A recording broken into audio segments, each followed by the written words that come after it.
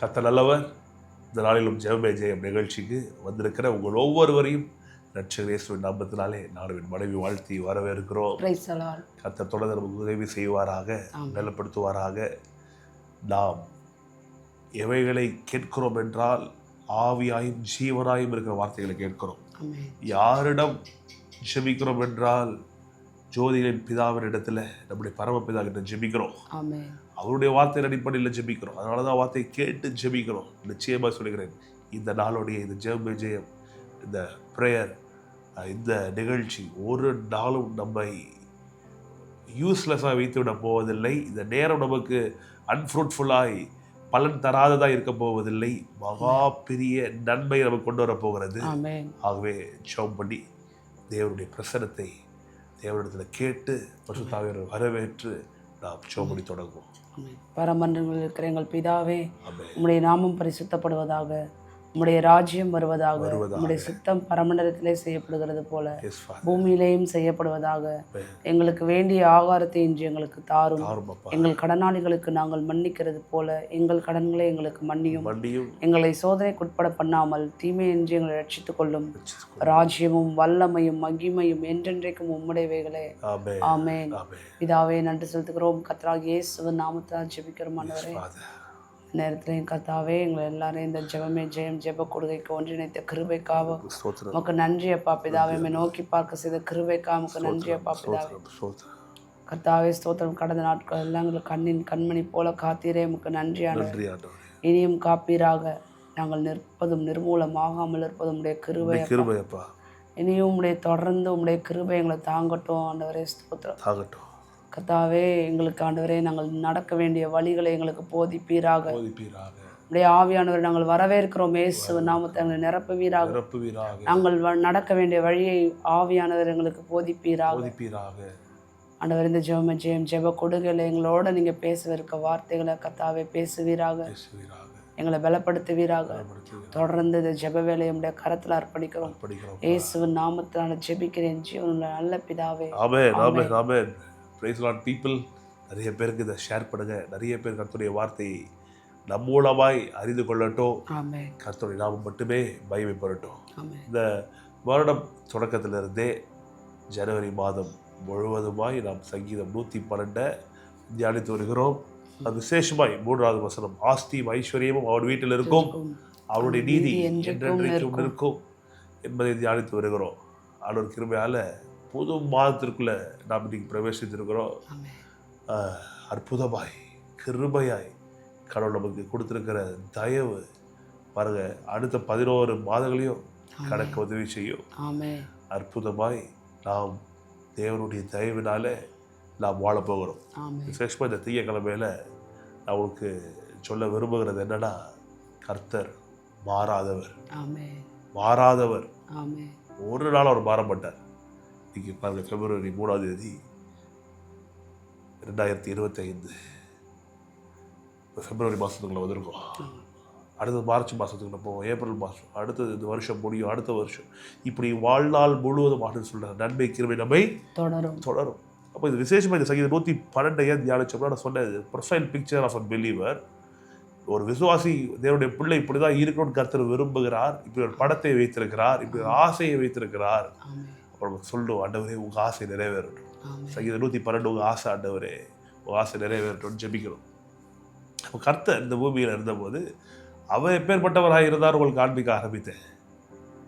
நேற்றெல்லாம் video பார்த்துருப்பீங்க, உதாரணத்து video பார்த்துருப்பீங்க. செல்வந்தராக இருந்தார். 2 Corinthians 8:9 சொல்லுகிறது, அவர் ஐஸ்வர்யம் உள்ளவராக இருந்தும் நம்மை ஐஸ்வர்யவானாக்கும்படிக்கு நம் நிமித்தம் நிறுத்தினார். அவர் பணக்காரராக இருந்தும் நம்மை பணக்காரராய் மாற்றும்படிக்கு, நம்மை செல்வந்தராய் மாற்றும்படிக்கு நம் நிமித்தம் அவர் ஏழையானார். அற்புதமான கிருபை பாருங்க, உங்களுக்கு எனக்கு கர்த்தர் கொடுத்துருக்காது. இந்த பூமியில் இருந்த நாட்கள் அதான் திரும்பி உங்களுக்கு காண்பிக்க விரும்புகிறேன். இயேசு ஏழை கிடையாது. இயேசு ஏழை, நீயோ ஏழை, நானும் ஏழை, எல்லாரும் ஏழைன்னு பிசாசு ஏமாற்ற விரும்புகிறான், ஏமாற்ற முற்படுகிறான். ஏமாறவே கூடாது, சபை விழித்து கொள்ள வேண்டும். இயேசு ஏழை கிடையாது. நேற்று உங்களுக்கு காண்பித்த பாருங்க, Jesus had a personal treasurer. அவர் ஊழியத்துக்கென்று அவருக்கு உதவி செய்வதற்கு, பொருளாதார உதவிகளை செய்வதற்கு பல ஸ்திரீகள், பணக்கார ஸ்திரீகள் இருந்திருக்கிறார்கள்.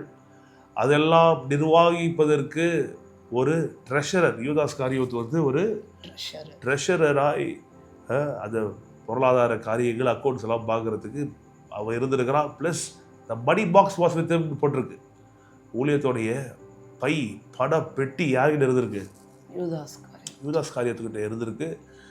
யோசிச்சு பாருங்க, எல்லா குடும்பங்களையும் ஆண்டு சொல்கிறாரு, ஒருத்தர் குடும்பத்தை விசாரிக்க தெரியாதவங்க ஊழியம் செய்யக்கூடாதுன்னு பட்டிருக்கு. அப்போது கொஞ்சம் யோசிச்சு பாருங்கள், பேதுருக்கு குடும்பம் இருந்துச்சு, யோவான் குடும்பம் இருந்துச்சு, அந்திரியாக்கு குடும்பம் இருந்துச்சு. இப்போ ஜீசஸுடைய சீஷர்கள் அவங்க குடும்பத்தெல்லாம் விட்டுட்டு வந்துட்டாங்களா? இல்லையே. அவங்க குடும்பத்துக்கு வேண்டியது, அவங்க பிள்ளைகளுக்கு வேண்டியது எல்லாருக்கும் யார் போஷித்திருப்பா? ஜீசஸ் தான். எல்லாருக்கும் யார் கொடுத்துருப்பா? எல்லாருக்கும் நிறைவாய் கொடுத்து எல்லாரையும் நல்லா வச்சுருந்த ஒரு ஆண்டவர். நீங்கள் நம்மளே நம்மக்கிட்ட வேலை செய்கிறவங்களையும் நம்மளை சார்ந்து இருக்கிறவங்களையும் நல்லா பார்த்துக்கிறோமே. இப்போ ஏசப்பா நம்மளை விட ரொம்ப நல்லவராச்சே. எத்தனை பேர் சொல்கிறீங்க ஆமென்? இப்போ ஜீசஸ் ட்ரெஷரரை வச்சுருந்தாரு. அது மட்டும் கிடையாது, அவர் பிறக்கும் போதே மத்தேயு 2ஆம் அதிகாரத்தில் நம்ம பார்க்குறோம். பார்த்தீங்களா, இந்த சாஸ்திரிகள் வந்தார்களே, 2:11 பார்க்குறோம். தே brought gold, frankincense and myrrh. தங்கத்தையும் பொன்னையும் வெள்ளை போலத்தையும் தூப வர்க்கத்தையும் கொண்டு வந்தார்கள். இதெல்லாம் ரொம்ப எக்ஸ்பென்சிவ். ஜீசஸ் இந்த பூமியில் வரும்போது, அவர் வளர்ந்து சிறுவனாக இருக்கும்போதே அவருக்கு வந்த வெகுமதிகள், கிஃப்ட்ஸே ரொம்ப எக்ஸ்பென்சிவ் கிஃப்ட்ஸ். இதை வைத்து தான் அந்த குடும்பம் எகிப்துக்கு தப்பி ஓடுகிறார்கள். அங்கே அவர்கள் 1.5 வருடத்திலிருந்து 2 வருடம் எகிப்திலே அவர்கள் தப்பித்து ஏரோதுடைய கோபத்துக்கு தப்பிக்கிறதுக்கு அந்த ஊரில் இருக்கிறாங்க. யோசிப்பாங்க, அந்த குடும்பம் எவ்வளோ நல்லா இருந்திருக்கும்ட்டு. கர்த்தர் ஒவ்வொரு குடும்பமும் நல்லா இருக்கணும்னு விரும்புகிறார். அது விசேஷமாக நம்முடைய பிள்ளைகள் நல்லா இருக்கணும்னு விரும்புகிறாரு. நம்முடைய பிள்ளைகளுக்கு நாம் நல்லா செய்யணும், நல்லா அவளை பார்த்து பராமரிக்கணும்னு நம்மளே விரும்புகிறோம், கர்த்தரை விரும்புகிறாரு. யோசிச்சு பாருங்க, அப்போது நம்ம நல்லா இருக்கணும், கர்த்தரை எவ்வளோ விரும்புவாருன்னு. அது மட்டும் கிடையாது, ஜீசஸுடைய ஊழியத்தின் நாட்களில் மார்க் 14க்கு திருப்போம். மார்க் 14 3 5 படிப்போம். பாருங்கள், ஜீசஸ் ஊழியத்தில் இருக்கும் போதே ஜீசஸ்க்கு வந்து எக்ஸ்பென்சிவான கிஃப்ட்ஸ் எல்லாம் வருது. விலை உயர்ந்த பொருட்கள்லாம் பரிசுகளாய் வருகிறது. 14 3 5. அவர் பெத்தானியாவில் குஷ்டரோகியா இருந்த சீமோன் வீட்டிலே போஜன பந்து இருக்கையில் ஒரு ஸ்திரீ விலையேற பெற்ற நலதம் என்னும் உத்தம தைலம் உள்ள வெள்ளைக்கல் பரணியை கொண்டு வந்து அதை உடைத்து அந்த தைலத்தை அவர் சிரசின் மேல் ஊற்றினாள். அப்பொழுது சிலர் தங்களுக்குள்ளே விசனம் அடைந்து, இந்த தைலத்தை இப்படி வீணாய் செலவழிப்பானேன், இதை 300 பணத்துக்கு அதிகமாக கிரயத்துக்கு விற்று தரித்திரருக்கு கொடுக்கலாமே என்று சொல்லி அவளை குறித்து முறுமுறுத்தார்கள். இயேசு அவர்களை நோக்கி, அவளை விட்டுவிடுங்கள், ஏன் அவளை தொந்தரவு படுத்துகிறீர்கள்? என்னிடத்தில் நற்கிரியை செய்திருக்கிறாள். தரித்திரர் எப்போதும் உங்களிடத்தில் இருக்கிறார்கள். உங்களுக்கு மனதுண்டாகும் போதெல்லாம் நீங்கள் அவர்களுக்கு நன்மை செய்யலாம். நானோ எப்போதும் உங்களிடத்தில் இரேன். பார்த்தீங்களா, அது அழகாக சொல்கிறாருன்ட்டு. இங்கே பார்க்குறோம், இயேசுடைய பாதத்தில் வந்து அந்த அம்மா ஆலபஸ்டர் அப்படின்ற ஒரு ஆயின்மெண்ட், ஒரு பர்ஃப்யூம் என்ன பண்ணுறாங்க, ரொம்ப பியோரானது, pure not very costly and ப்ரெஷியஸ்ன்னு போட்டிருக்கு. ஒரு மனுஷனுடைய ஒரு வருஷத்துடைய சம்பளம், ஒருத்தருடைய ஒரு வருஷத்துடைய சம்பளம் ஒரு பாட்டிலில் ஒரு அம்மா வாங்கிட்டு வந்து அதை உடச்சி ஆண்டவர் காலில் எஸ் படிக்காத நலதம் என்னும் உத்தம தைலமுள்ள வெள்ளைக்கல் பரணியை கொண்டு வந்து அதை உடைத்து அந்த தைலத்தை அவர் சிரசின் மேல் ஊற்றினார். பாதத்தில் சிரசின் மேலே தலையில் ஊற்றி ஜீசஸ் வந்து, ஏப்பா இவ்வளோ காஸ்ட்லியானதை போய் இப்படி பண்ணுறியே, அக்செப்டட்.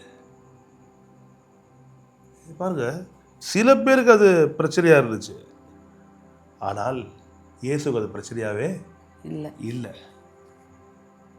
ஏனென்றால் நான் நம்புகிறேன், அவர் பூமியில் இருந்த நாட்களில் செல்வந்தராக தான் இருந்தார். நல்ல நல்ல பொருட்களை பயன்படுத்தினார், நல்ல நல்ல பர்ஃப்யூம்ஸை பயன்படுத்தியிருப்பார். ஐயோயோ, இயேசு பர்ஃப்யூம் பயன்படுத்தினார். ஏங்க பயன்படுத்த என்ன தப்பு? அந்த மைண்ட் செட் மாறணும். நல்ல டீசெண்டான ஜென்டில்மேனாக இருந்திருப்பார். இயேசுக்கிட்ட போனாலே நார் மாதிரியாக இருந்திருப்பார். மனுஷனாக இருந்தார். அவருக்கும் வேர்த்திருக்கும். அவரும் நம்மளை போல் தினைக்கு குளிச்சிருப்பார், பல்லு தேய்ச்சிருப்பார்.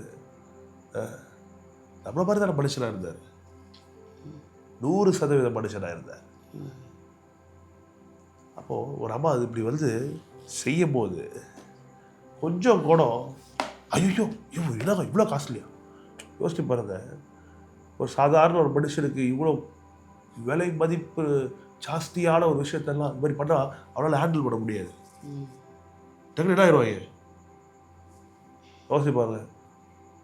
ஒரு கோடி ரூபாய்க்கு ஒருத்தர் வந்து ஒரு பெர்ஃப்யூம் பாட்டில் வாங்கிட்டு வந்து ஒரு உடச்சி மேலே ஊற்றி விட்டாங்க. ஐயோ நிறைய பேருக்கு ஹார்ட் அட்டாக் வந்து ஐயோ இவ்வளோ பைசா வேஸ்ட் பண்ணிட்டானு சொல்கிறாரு. ஏய் தரித்திரர்கள் என்னைக்கு கூட தான் இருக்கிறாங்க. இவர் தன்னை தரித்திரர்களோட ஐடென்டிஃபை பண்ணிக்கவே இல்லை. ஆனால் அவர் ஏழைப்பா அப்படின்னு சொல்லலை. இவர்ப்பா ஏழைகள் என்றைக்குமே இருக்கிறாங்கன்னு இவர் சொல்லும் போது அதுவே காட்டுது இவர் ஃபஸ்ட் ஏழை கிடையாது. புரியுதுங்களா உங்களுக்கு? அது வருஷம் திரும்பி பிடிப்பா பார்க்கு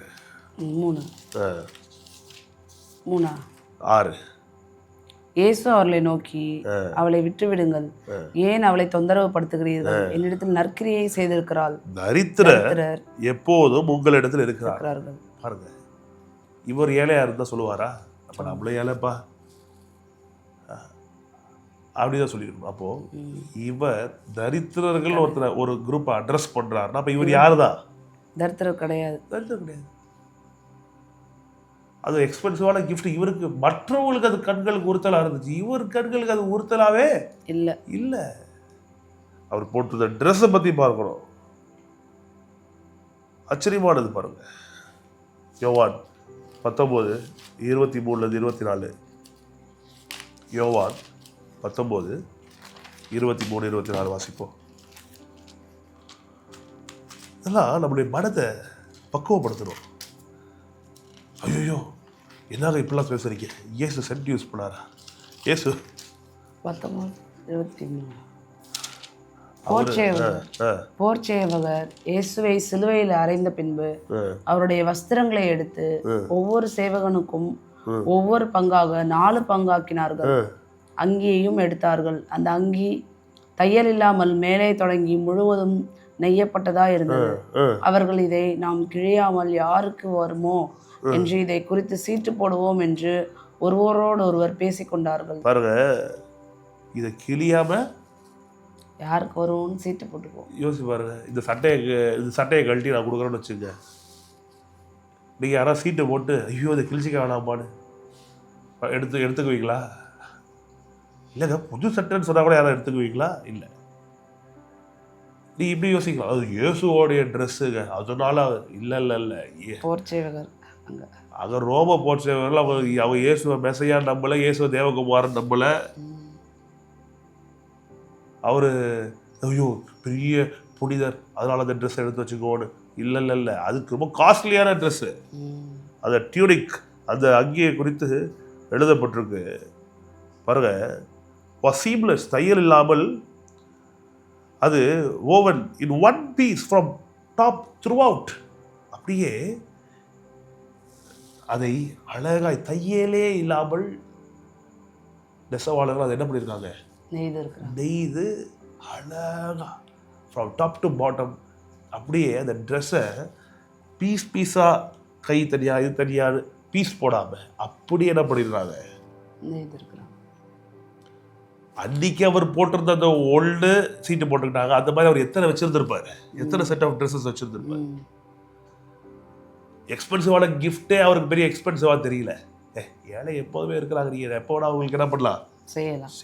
அவ்வளோ விடுப்பா, அவளுக்கு விருப்பம் அதை செஞ்சுட்டு போட்டோன்றாரு. தலைவர் எப்படி இருந்திருக்காரு பாருங்க, கெத்தா.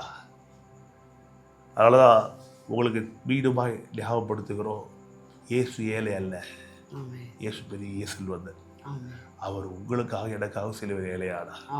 விசுவாசிக்கிறோம். என்னுடைய தரித்திரத்தை போக்க அவர் எனக்காக ஏழையானார். அதை விசுவாசிக்கணும். அதை என்ன பண்ணலாம்? சீட்டு போட்டதை அந்த சிலுவையில் அதை அவரிடத்துல கழட்டி, ஐயோ அது பிச்சிடாதீங்களா, இவ்வளோ ஒரு விலை உயர்ந்ததை நம்மளால வாங்க முடியாது, பிச்சு வீணா போறதுக்கு நம்ம என்ன பண்ணலாம், யாரும் ஒருத்தர் சீட்டு போட்டு எடுத்துக்கலான்னு சொல்லி அதை என்ன பண்ணாங்க, அவர்களுக்குள்ள அதை சீட்டு போட்டு கொண்டாங்க. அதை அந்த சீட்டை ஜெயிச்சவன் எனக்கு எவ்வளோ பெருமையாக இருந்திருப்பான். வீட்டுக்கு போய் இது இயேசுவோடதுன்னு சொல்லி பெருமைப்பட்டிருக்க மாட்டான். ஐயோ மாதிரி தையலே இவ்வளோ காஸ்ட்லியான ட்ரெஸ் எனக்கு இன்னைக்கு கிடச்சிச்சு. நான் சொல்கிறேன், அவனுக்கு எனக்கு கிடச்சது ட்ரெஸ்ஸு தான், இன்னைக்கு நமக்கு கிடச்சது அவருடைய நீதி என்கிற சால்வை நமக்கு கிடச்சிருக்கு. அவர் நமக்காய் சிலுவையில் பாவமாகி நீதியை கொடுத்துருக்கிறார். அவர் நமக்காய் சாபமாகி ஆசீர்வாதத்தை கொடுத்துருக்கிறார். அன்னைக்கு அந்த போர் செய்வனுக்கு வெறும் ஒரு அங்கி கிடைச்சிருக்கலாம். நமக்கு இன்னைக்கு அவருடைய ஐஸ்வர்யத்துக்கு நாம் சொந்தக்காரர்களாக இருக்கிறோம். தேவ பிள்ளைகளே, அவர் அன்னைக்கு நிர்வாணமா தொகுடனால நான் சொல்றேன் பாருங்க, விலை உயர்ந்த ஆடைகள், விலை உயர்ந்த ஆபரணங்கள், விலை உயர்ந்த வீடுகள், விலை உயர்ந்த கார்கள், விலை உயர்ந்த சகல நன்மைகளும் உங்களுடையது, உங்களுடையது. இன்னைக்கு யார் யாரோ எதோ வச்சிருக்கிறது கர்த்தருக்கு ஆசையா? அதுக்காக தான் கர்த்தர் இது எல்லாத்தையும் இந்த பூமியை படைத்தாரா? இல்லையே, நம்மளுடையதுங்க எல்லாமே. பொண்ணு வெளியே கர்த்தருடையது, கர்த்தருடையதெல்லாம் நம்முடையது. கர்த்தரை அறியாதவர்களும் விக்கிரக ஆராதனை செய்கிறவர்களும் அனுபவிப்பதற்காக இவ்வளவு பெரிய நன்மையில கர்த்தர் செய்து வச்சிருக்கிறார். வைராக்கியம் வரும். இதுதான் எல்லாம்னு சொல்லலை, தப்பா புரிஞ்சிக்க கூடாது. கர்த்தரை தேடும் போது, கர்த்தரை விசுவாசிக்கும் போது கர்த்தருடைய வாழ்க்கை தரத்தை உயர்த்த வல்லவராக. தொடர்ந்து பார்ப்போம், நிறைய பேசுவோம். இன்றைக்கு குறித்து கொள்ளுங்க, இந்த திங்கட்கிழமை புது வாரத்தை ஆரம்பிக்கிறோம். சோர்ந்து போகாமல் முன்னேறி செல்வதற்கு இந்த வார்த்தைகள் நமக்கு உற்சாகத்தை தரட்டும். கர்த்தர் நல்லவர். ஜெபம் பண்ணலாம். பிதாவே நன்றி சொல்லி ஜெபிக்கிறோம். நீ நல்ல ஒரு நன்மை செய்கிறவருமா இருக்கிறீரே, கோடி ஸ்தோத்திரம் ஆண்டவரே. தொடர்ந்து எங்களுக்கு உதவி செய்ய பலப்படுத்துங்க. இந்த நாளிலே நாங்கள் கேட்ட வார்த்தையின்படியே தேவ ஆவியானவர் எங்களுக்குள்ளே அது கிரியை செய்க ஆண்டவரே. இந்த வார்த்தையில விசுவாசிக்கு உதவி செய்க ஆண்டவரே. இது எங்களுக்காய் ஏழையாடீரே, செல்வந்தர் இயேசு எங்களுக்காய் ஏழையாடீரே, எங்களுக்காய் நீ தரித்திரர் ஆடீரே. Jesus, you became poor for us to make us rich. Yes, Lord. இதை நாங்கள் முழு மனதோடு விசுவாசிக்கிறோம். எங்களுக்கு உதவி செய்யுங்க, எங்களை பலப்படுத்துங்க, எங்களுக்கு சகாயராக இருங்க, துணையாளராக இருங்க.